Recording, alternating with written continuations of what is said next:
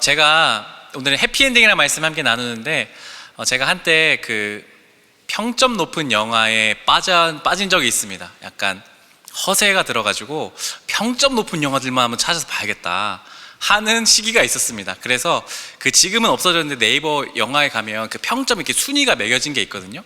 그래서 거기 1위부터 한 50위 정도까지 된 영화를 다 봐야겠다 했는데 다 보지는 못했고, 그 중에 상위 랭크되어 있는 영화들을 찾아볼 때가 있었습니다. 이제 그걸 보면서 나 영화를 좀 잘 아는 것 같은데 막 그런 이제 약간 허세에 빠졌던 때가 있었는데, 그때 이제 봤던 영화 중 하나, 그리고 굉장히 높은 순위 항상 있던 영화 중 하나가 바로 인생은 아름다워라는 영화입니다. 혹시 이 영화 보신 분 계신가요? 오, 경진이 봤고, 준현이 봤어? 여기 희리도 봤어? 굉장히 훌륭한 사람들입니다. 성경 읽으느라 날마다 바쁘시겠지만 여러분 시간을 내서 이런 좋은 영화 많이 보시기 바랍니다. 포스터를 보면 여러분 굉장히 딱 봐도 되게 아름답고 뭔가 이렇게 즐거운 느낌이 들지 않습니까? 이 영화는 1997년 영화인데 로베르트 베니니라는 감독이, 그리고 저기 주연 남자이기도 합니다. 감독이 만든 영화인데요. 유대인 사람이었던 귀도가 이제 주인공이고요. 아내가 도라, 이탈리아 사람입니다. 이제 그 둘 사이에 태어난 저 귀여운 아들이 바로 조슈아입니다. 그래서 영화의 전반부를 보면 여러분 굉장히 유쾌한 장면들이 많이 나옵니다. 그러니까 옛날 시대 개그들이 많이 나오고요. 막 몸 개그도 나오고 막 그런 유쾌한 분위기로 영화가 전반부에 쭉 흘러갑니다. 그래서 이런 게 인생 아름다워서 그런 건가 보다 하는데, 어느 순간 딱 한 기점이 되면 영화가 갑자기 분위기가 딱 바뀝니다. 뭐가 되냐면 2차 세계대전이 일어나는 배경이 되는 영화거든요. 그래서 2차 세계대전이 딱 터지고 나서 조슈아, 유대인이었던 아들이었던 조슈아와 또 아버지 귀도는 독일 나치에 의해서 강제로 수용소에 끌려가게 됩니다. 그래서 수용소의 삶이 지속되게 되는 거죠. 이탈리아 사람이었던 도라도 저곳에 수용소를 함께 갑니다. 물론 타고난 유쾌함을 가진 저 귀도는 그 수용소에서 삶을 이제 아들이 너무 불안해하니까 즐겁게 막 이것은 게임이다, 놀이다 하면서 안심시켜주는 장면들이 막 나옵니다. 그러다가 보면 이제 그렇게 수용소 생활을 하다가 어느 날 이제 그 전에 알고 있던 레싱 박사라는 사람을 통해서 이제 나치의 막 웨이터도 하게 되고 어떤 희망적인 분위기들이 막 스물스물 올라옵니다. 영화를 보다 보면 귀도가 저 웨이터가 하면서 이렇게 자기는 이렇게 좀 빠져나올 수 있겠구나, 이 가족만큼은 이제 구출될 수 있겠구나 하는 희망이 딱 생깁니다. 그런데 갑자기 그게 확 바뀌어요. 나치가 망했다, 독일이 패망했다는 소식이 들려오면서 독일군들이 그 수용소에 있는 사람들을 모두 몰살하기로 한 계획들이 전해집니다. 그래서 그 순간에 아버지였던 귀도는 조슈아를 얼른 부릅니다. 그리고 한 귀퉁이에 숨겨놔요. 이건 게임하는 거야, 우리 여기서 잘 숨어 있으면 나중에 1등상을 줄 거야 하면서 안심시켜주면서 이제 숨겨놔요. 그리고 자기 아버지는, 귀도는 독일군에 의해서 끌려갑니다. 근데 그 끌려가는 장면이 되게 유명한데요. 이게 되게 유쾌하게, 그리고 되게 우스꽝스럽게 막 걸어가요. 아들을 안심시켜주려고. 그리고 딱 가서 갑자기 독일군에 의해서 사살당합니다. 그렇게 영화가 끝이 나요. 여러분, 제목은 인생은 아름다워입니다. 너무나 해피엔딩을 기대했는데 마지막은 새드 엔딩으로 끝나게 됩니다. 우리는 많은 경우에 드라마나 영화를 보면 해피엔딩으로 끝나기를 바라는 경향들이 있습니다. 그래서 내가 즐겨보는 영화나 드라마가 새드 엔딩으로 끝나면 그렇게 게시판에 글이 많이 올라온다 하더라고요. 왜 이렇게 끝나냐고, 왜 해피엔딩으로 안 끝나냐고 막 하는 거죠. 사실 어쩌면 우리는 우리의 인생에 대한 해피엔딩에 대한 기대감이 있기 때문에 드라마나 영화에 그런 기대감을 이렇게 슬며시 넣어놓는 것은 아닌가 하는 생각도 듭니다. 막연하게 내 인생도 잘 되겠지, 끝내 해피엔딩, 마지막은 그들을 행복하게 살았답니다 라고 내 인생도 끝날이라는 기대가 있는 것이지요. 그러나 오늘 여기에, 오늘 인생은 아름다워 영화의 새드 엔딩처럼 오늘 신명기 마지막 말씀에도 그런 새드 엔딩이 하나가 또 등장합니다. 바로 모세 이야기입니다. 여러분, 우리가 계속해서 하나님 말씀 창세기부터 쭉 살펴보면서 모세 이야기를 많이 들었죠. 하나님 말씀 따라 이집트에서 이스라엘 백성들을 건져내서 40년 동안 가나안의 그 힘겨운 뜨거운 생활을 보내고 드디어 이제 마지막 가나안 땅을 눈앞에 둔 그 모세 말입니다. 하나님은 모세, 아무 희망 없는 모세를 부르셔서 80세에 부르셔서 아무런 소망 없는 이스라엘 백성들을 노예에서 구출해내시고 이제 가나안 땅으로 보내는 그 놀라운 프로젝트를 모세에게 맡기신 겁니다. 여러분 한번 다시 생각해 보시겠어요? 이집트 땅 안에 일어났던 그 기적들을 생각해 보시겠어요? 막 모세가 지도자가 돼서 하나님 말씀대로 딱 지팡이를 들고 나일강을 딱 치면 강이 피로 바뀌어요. 그 기도하면 막 개구리떼가 올라옵니다. 파리떼가 이집트를 다 덮어요. 기도만 하면 우박이 이집트 땅에 막 내립니다. 놀라운 기적과 능력이 있던 사람이 모세였습니다. 그뿐입니까? 그 커다란 홍해 바다를 가르기도 합니다. 기도하면 바다가 갈라지는 거예요. 기도하면 내가 반석을 치면, 바위를 치면 물이 콸콸콸 나옵니다. 얼마나 멋집니까? 그 수백만 명의 이스라엘 사람들을 이끌어가는 사람이 바로 모세였습니다. 그런데 이 모세의 실제적인 심경은 어떠했는 줄 아세요? 모세 실제의 마음. 민수기 11장 11절과 12절 15절 말씀을 제가 읽어드리겠습니다. 모세가 주님께 여쭈었다. 어찌하여 주님께서는 주님의 종을 이렇게도 괴롭게 하십니까? 어찌하여 저를 주님의 눈밖에 벗어나게 하시어 이 모든 백성을 저에게 짊어지우십니까? 이 모든 백성을 제가 백이라도 했습니까? 제가 그들을 낳기라도 했습니까? 어찌하여 저더러 주님께서 그들의 조상에게 맹세하신 땅으로 마치 유모가 젖먹이를 품듯이 그들을 품에 품고 가라고 하십니까? 주님께서 저에게 정말로 이렇게 하셔야 하겠다면, 그리고 제가 주님의 눈밖에 나지 않았다면 제발 저를 죽이셔서 제가 이 곤경을 당하지 않게 해주십시오. 아멘. 그렇게 기적을 일으키고 지도자가 되어서 살았던 모세의 삶을 사실은요, 제가 이 백성을 왜 이끌어가야 됩니까? 주님, 차라리 저를 죽이십시오. 차라리 저를 죽여주셔서 이런 힘든 일 안 보게 좀 해주십시오 하는 게 모세의 진짜 마음이었습니다. 여러분, 기적도 있지만 모세의 삶은 힘들었습니다. 말을 죽어라고 안 듣는 그 이스라엘 백성들을 이끌어가는 것이 결코 쉽지가 않았습니다.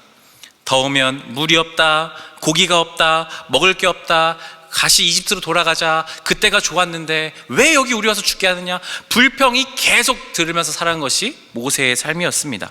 그런데도 버텨냈습니다. 모세는 하나님 말씀 하나 붙잡고 다시 버텨내서 가나안 땅에 드디어 거의 다 도착한 것이었습니다. 자, 그렇다면 여러분 한번 상식적으로 생각해 보세요. 제일 힘든 사람이 누구였을까요? 백성이었을까요? 모세였을까요? 모세였겠죠. 원래 여러분 임원 섬김이들 아시겠지만 가장 앞에 있는 사람이 제일 힘듭니다. 제일 먼저 앞서서 섬기는 사람이 제일 힘듭니다. 모세도 마찬가지였어요. 제일 힘들었어요. 그러면 하나님이요, 가나안 땅에 누구를 제일 먼저 들여 보내주셔야 할까요? 상식대로 모세죠. 그런데 하나님이 이렇게 말씀하십니다. 오늘 말씀 신명기 34장 4절 말씀입니다. 제가 읽어드릴게요. 그리고 주님께서 모세에게, 그에게 말씀하셨다. 이것은 내가 아브라함과 이삭과 야곱에게 맹세하여 그들의 자손에게 주겠다고 약속한 땅이다. 내가 너에게 이 땅을 보여주기는 하지만 네가 그리로 들어가지는 못한다. 아멘. 모세가 못 들어간다는 겁니다. 하나님이 모세야, 너 가나안 땅 못 들어간다. 40년간 버텨온 사람이 모세입니다. 40년간 하나님 말씀 열심히 지켜온 사람이 모세입니다. 가장 앞에 서서 하나님의 거룩함을 나타내는 사람이 모세였습니다. 아무리 불평하고 아무리 불만해도 다 참아내면서 그거 다 들어주면서 온 사람이 모세였습니다. 근데 하나님이 너 못 들어가 모세야 말씀하세요. 왜 그럴까요? 신명기 32장 49절에서 51절입니다. 제가 읽어드릴게요. 너는 여리고 맞은쪽 모압 땅에 있는 아비람 산줄기를 타고 느보산 꼭대기에 올라가서 내가 이스라엘 자손에게 소유로 준 가나안 땅을 바라보아라. 너의 형 아론이 호른산에서 죽어 백성에게로 돌아간 것 같이 너도 네가 오른 이 산에서 죽어서 조상에게로 돌아갈 것이다. 이는 내가 신광야에 있는 가데스의 무리바 샘에서 물이 터질 때에 이스라엘 자손이 보는 데서 믿음 없는 행동을 하고 이스라엘 자손에게 나의 거룩함을 나타내지 않았기 때문이다. 아멘. 딱 한 번 신광야에서 모세가 하나님 말씀을 어긴 적이 있습니다. 이스라엘 백성이 그날도 어김없이 물이 없다고 불평했을 때가 있었습니다. 하나님이 모세에게 말씀하세요. 모세야, 저 바위를 향해서 명령해서 물을 내어서 백성에게 주어라. 근데 여러분, 수십 년간 불평했던 사람들입니다. 컨디션이 좀 안 좋았나 봐요, 모세가. 근데 어떻게 했는 줄 아세요? 명령하려다가 너무 분에 못 이겨가지고 가지고 있는 지팡이로 그 돌을 빵! 두 대를 쳐요. 그리고 내가 이 물을 너희에게 나오게 하랴 하면서 화를 확 냅니다. 그러자 물이 그래도 나왔어요. 하나님이 그 사건 때문에 그걸 기억하시고 말씀하세요. 모세야, 너는 나의 거룩함을 나타내지 않았다. 너 못 들어간다 하시고 오늘 말씀하시는 겁니다. 평생을 순종하고도 100번, 1000번 하나님의 말씀 다 듣고도 딱 한 번 그렇게 말씀을 듣지 않았는데, 그렇게 수고했는데 하나님은 말씀하세요. 너는 느보산에 올라가서 가나안 땅 바라보아라. 너는 여기서 죽을 거야. 그게 바로 누가 봐도 새드 엔딩의 모세의 삶이었습니다. 여러분, 사람은 사실 누구나 보상 심리라는 게 있습니다. 저도 마찬가지입니다. 저도 목사입니다. 그래서 이런저런 것들을 포기하고 목회자의 삶을 살아가니까 막연하게 있는 기대감이 있어요. 하나님이 그래도 내 삶을 잘 살게 해주시겠지? 그래도 내 자녀는 아프지 않게 해주시겠지? 내 자녀는 그래도 공부 잘하게 해주시겠지? 라는 기대감이 있습니다. 왜요? 내가 수고했으니까, 내가 하나님께 이렇게 했으니까 하나님이 마땅히 이렇게 해주시겠지라는 기대감이 있다는 겁니다.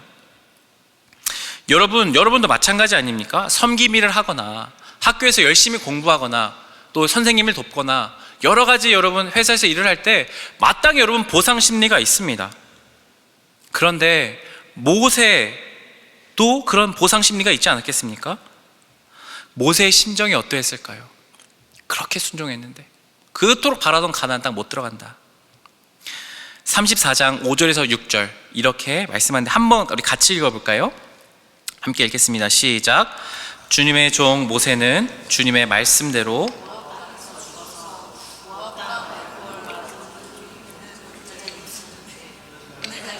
그 무덤이 어디에 있는지를 아는 사람은 아무도 없다. 아멘.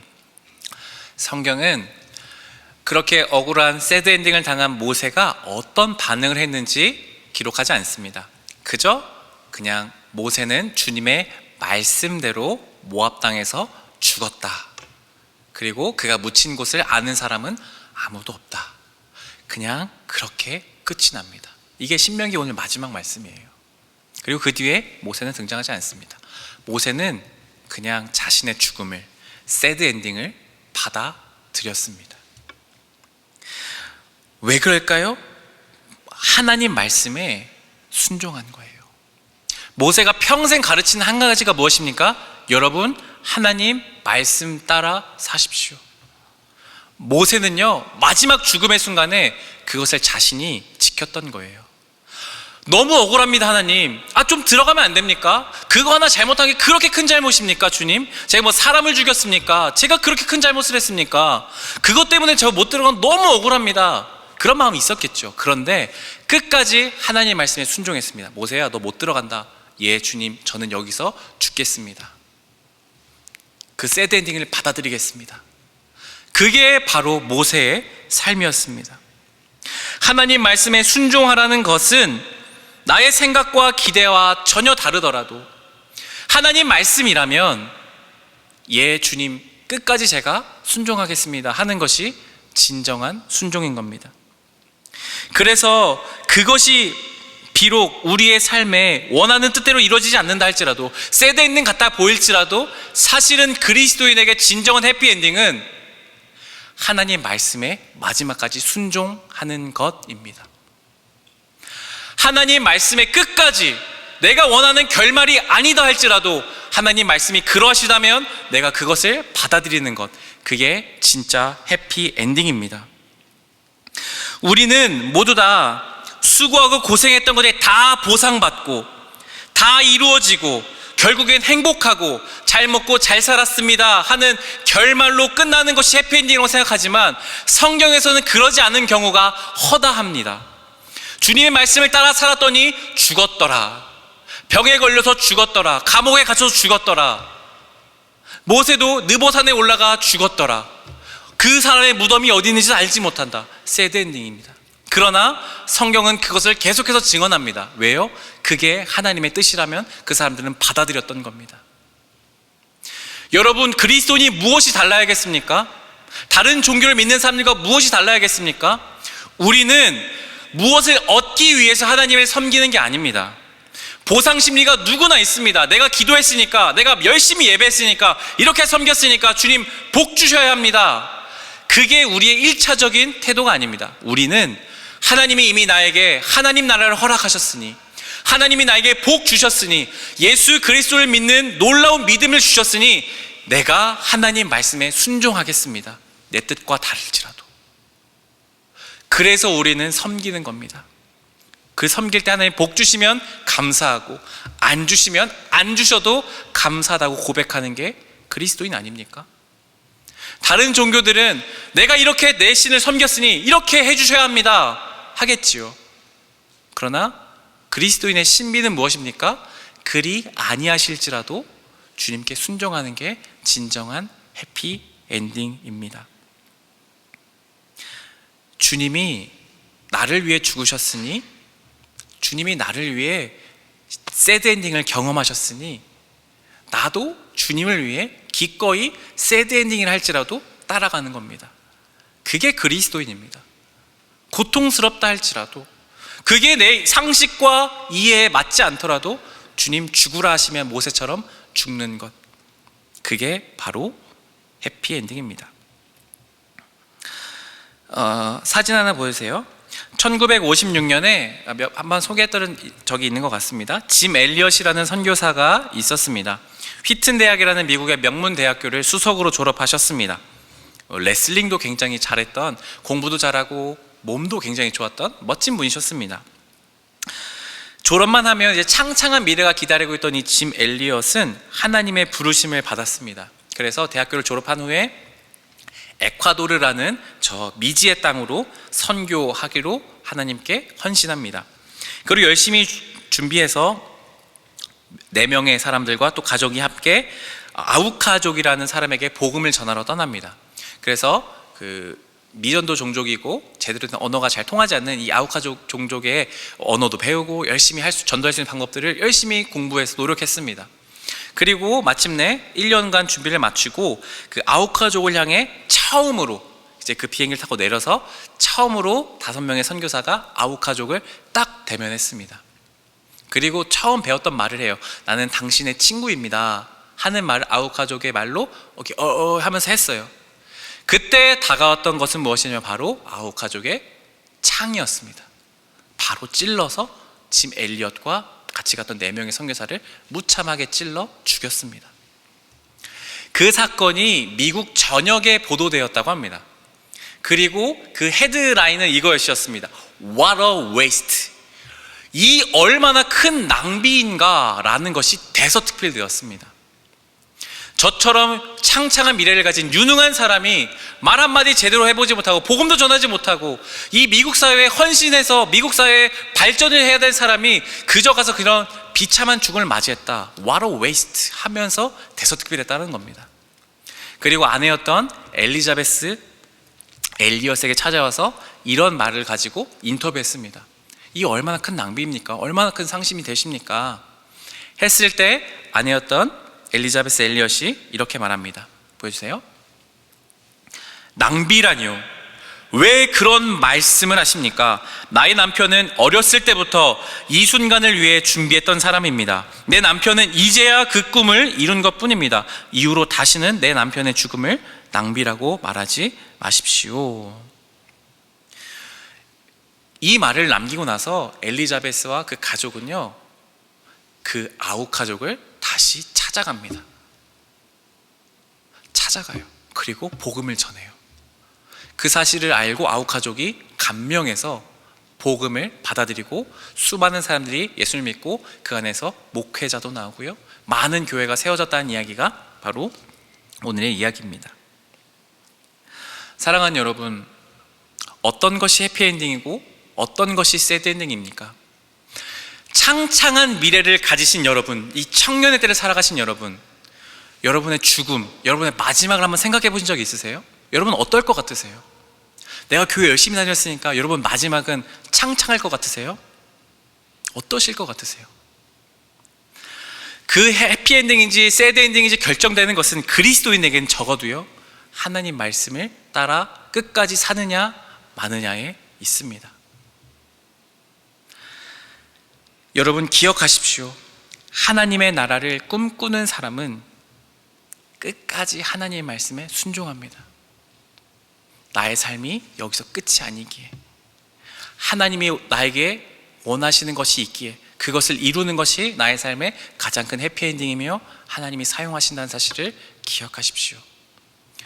여러분 청년의 때의 마지막을 기억하면서 여러분들의 엔딩을 어떻게 살아야 할 것인지를 늘 마음속에 품고 나에게 주신 하나님의 사랑과 말씀을 품고 살아내시는 저와 여러분 되시기를 간절히 축복합니다. 우리 함께 찬양하겠습니다.